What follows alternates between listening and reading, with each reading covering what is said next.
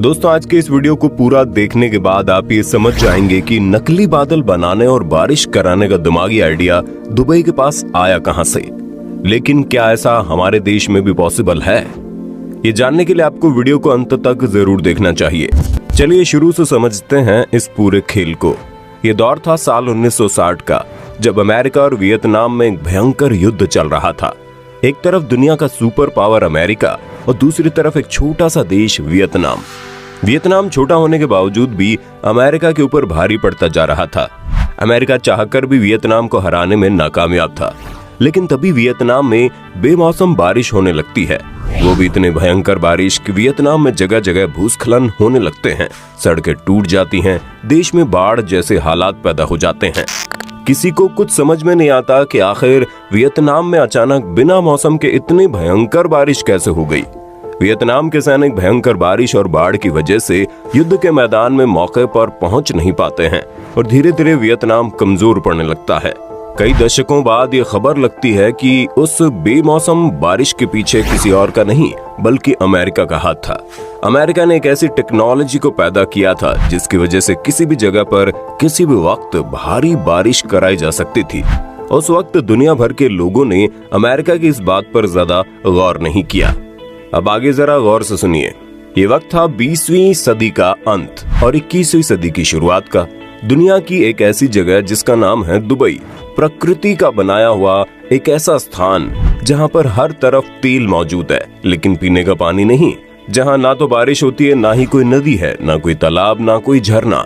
Dubai को अपने यहाँ रहने वाले लोगों की प्यास बुझाने के लिए उस वक्त तक समुद्र के खारे पानी को छानकर पीने के लिए तैयार करना पड़ता था। लेकिन तभी अमेरिका की इस टेक्नोलॉजी की मदद से दुबई के रेगिस्तान में बारिश होनी शुरू हो गई।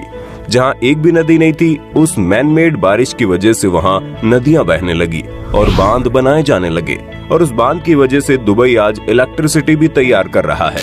लेकिन सवाल यह है कि जिस बारिश के पीछे आज तक प्रकृति का हाथ हुआ करता था, इंसानों ने उसी बारिश को अपने हिसाब से कैसे लाना सीख लिया।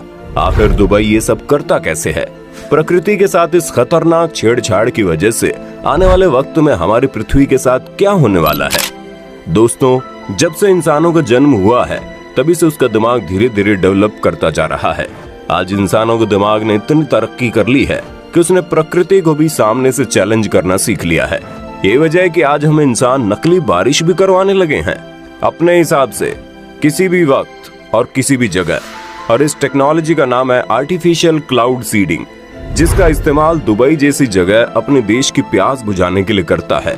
तो अमेरिका और चीन जैसे देश दूसरे देशों को दबाने के लिए, उसे तबाह करने के लिए करता है और कभी भी कर सकता है। आपको जानकर हैरानी होगी कि हमारे पड़ोसी देश चीन भी इस टेक्नोलॉजी पर जोरों शोरों से प्रयास कर रहा है और अब तक हजारों करोड़ रुपए खर्च कर चुका है। खैर, बाकी की बातों पर हम बाद में ध्यान देंगे। सबसे पहले बात करते हैं आखिर ये नकली बारिश होती कैसे है। तो दोस्तों, इस सफर में रोमांच अब शुरू होने वाला है। ये घटना साल 1946 की है, जब अमेरिका का एक इंजीनियर जिसका नाम था विल्सन शेफर्ड, उसने एक ऐसी टेक्नोलॉजी को डेवलप किया जो हवा में मौजूद छोटे छोटे पानी की बूंदों को एक साथ जोड़ने का काम करता था। ये तो आप सभी जानते हैं कि हमारे आसपास जो भी हवा मौजूद है उसमें पानी के बेहद छोटे छोटे कण मौजूद होते हैं जिसे हम अपनी आंखों से देख नहीं सकते।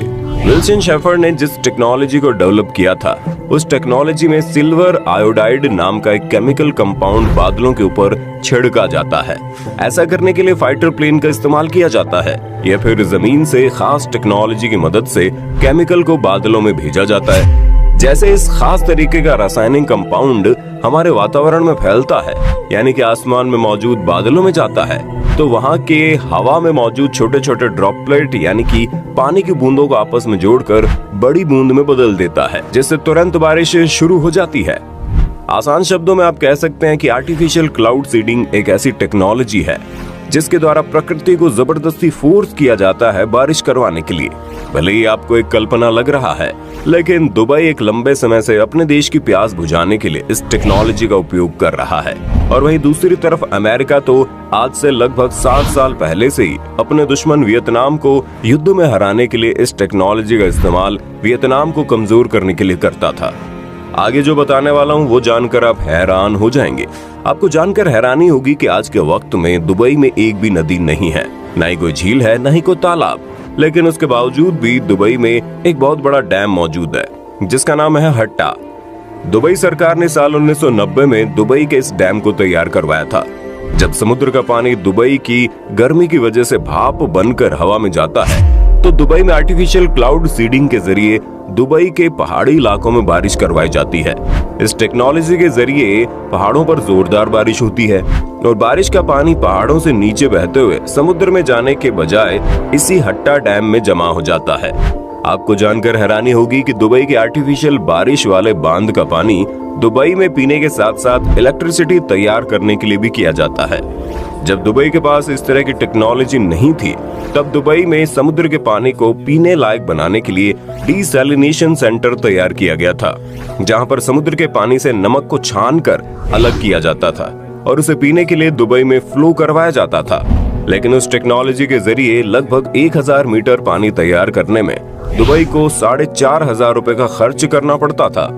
लेकिन इस वक्त दुबई जिस आर्टिफिशियल क्लाउड सीडिंग के जरिए बारिश करवा रहा है उसकी वजह से 1000 लीटर पीने के पानी को तैयार करने में महज 70 से 75 रुपए का खर्चा आता है। अब आप अंदाजा लगा सकते हैं कि इन आर्टिफिशियल क्लाउड सीडिंग के जरिए दुबई को कितना फायदा हो रहा है। लेकिन इस बात को तो हम सभी जानते हैं कि प्रकृति के साथ किए गए छेड़खानी की वजह से सिर्फ फायदे नहीं बल्कि भयंकर नुकसान भी होते हैं। सिर्फ प्रकृति ही नहीं बल्कि हमारे दुनिया के कई ऐसे देश हैं जो इसका इस्तेमाल हथियारों के तौर पर करने लगे हैं और कर भी चुके हैं। जैसा कि हमने शुरू में बताया कि अमेरिका जैसे शक्तिशाली देश ने वियतनाम को हराने के लिए आर्टिफिशियल क्लाउड सीडिंग के जरिए इतनी बारिश करवा दी कि पूरे वियतनाम में बाढ़ के हालात पैदा हो गए। ठीक है, ऐसा ही कुछ हमारा पड़ोसी देश चाइना भी कर रहा है। आपको जानकर हैरानी होगी कि चाइना एक ऐसे प्रोजेक्ट पर काम कर रहा है जिसमें सफल होने के बाद वो अपने देश के लगभग 75% एरिया के मौसम को अपने हिसाब से हैंडल कर पाएगा।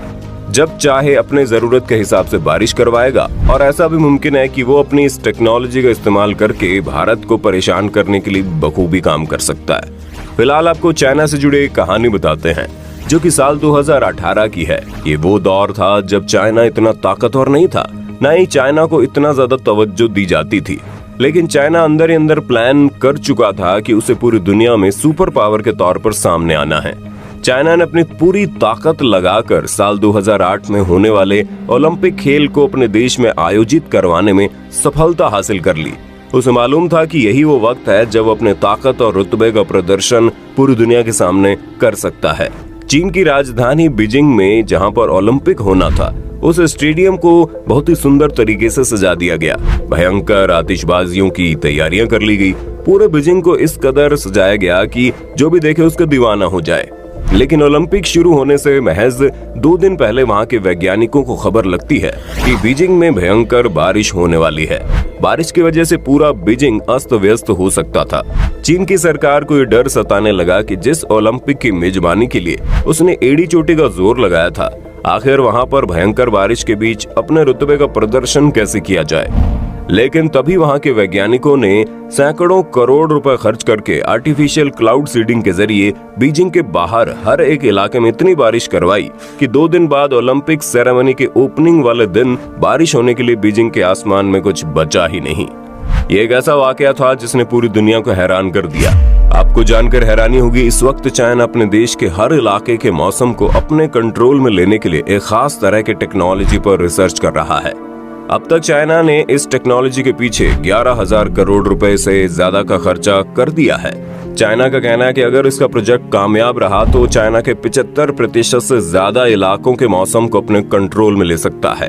यकीनन अगर चाइना ऐसा करने में कामयाब हो जाता है तो भारत के लिए भी किसी बड़ी मुसीबत से कम नहीं होगा। हो सकता है चाइना भारत के बॉर्डर के पास भयंकर बारिश करवा सकता है। ऐसा भी संभव है चीन बॉर्डर के पास सटे भारतीय राज्य में होने वाली बारिश को भी अपनी तरफ खींच सकता है और यहाँ पर सूखे जैसे हालात पैदा करवा सकता है। खैर, आपको जानकारी के लिए बता दें, साल 1976 में एनवायरमेंटल मॉडिफिकेशन कन्वेंशन नाम की एक संधि बनाई गई थी जिसमें तय किया गया था कि भविष्य में कभी भी युद्ध के दौरान आर्टिफिशियल क्लाउड सीडिंग का इस्तेमाल हथियार के तौर पर नहीं किया जाएगा, इस संधि पर कुल 78 देशों ने साइन किए थे, जिसमें भारत, पाकिस्तान, चीन और जापान जैसे देशों के नाम भी शामिल है। तो दोस्तों, आपने देखा जिस बारिश के ऊपर अब तक प्रकृति का कब्जा था, हम इंसानों ने किस तरह से उस बारिश के ऊपर से भी प्रकृति का जोर खत्म कर दिया है।